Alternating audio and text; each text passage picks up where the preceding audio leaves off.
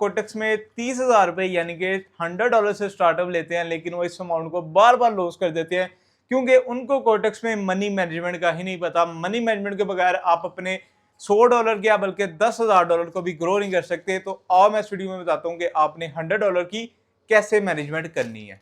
$100 पे जो सबसे बड़ी गलती करते हो वो ये करते हो कि अपना टीपी तो आप सेट कर लेते हो, यहाँ पे अपना टेक प्रॉफिट तो आपको पता होता है कि भाई मैंने इतना टेक प्रॉफिट लेना है, लेकिन अपना स्टॉप लॉस आपको नहीं पता चलता है और अपने स्टॉप लॉस की वजह से ही आप अपना अकाउंट यहाँ पे वॉश करते हो। यहाँ पे देखो कि मैं अपने अकाउंट को कैसे ग्रो करता हूँ, आपको भी बताता हूँ। यहाँ पे देखो कि मैं फर्स्ट ऑफ ऑल अपना स्टॉप लॉस सेट करता हूँ कि भाई मैंने स्टॉप लॉस कितना रखना है $100 पे। $100 पे जो आपका एक अच्छा स्टॉप लॉस बनता है भाई वो $8 से $10 के दरमियान बनता है, ठीक है। या तो आपने $8 पे क्लोज कर देना है या फिर हद उसको $10 तक लॉस लेना है, वहां पे आपने क्लोज कर देना है।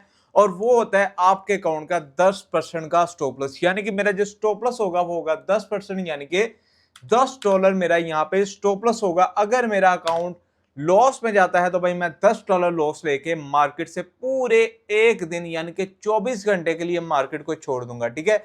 ये आपने असूल रखना है अपना पहला। और सेकंड जो चीज आपने अपना टेक प्रॉफिट भी सेट करना है भाई। अगर आपका टेक प्रॉफिट ही नहीं सेट भाई आप रुकोगे ही नहीं। और आप कब रुकोगे?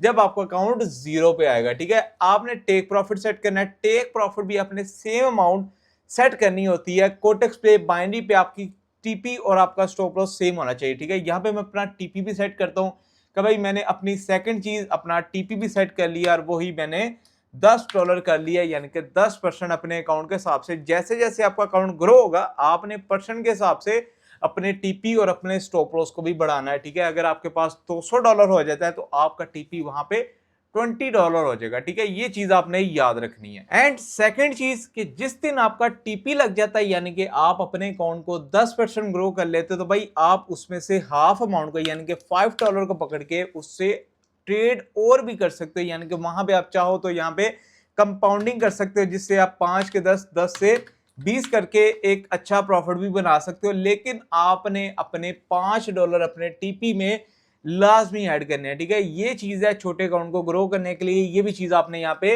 याद रखनी है। और तो सेकंड ट्रेड आपने कितने डॉलर की लगानी है? आपने फर्स्ट ट्रेड जो अपनी लगानी है वो अपने लगानी है यहाँ पे $3 की, ठीक है।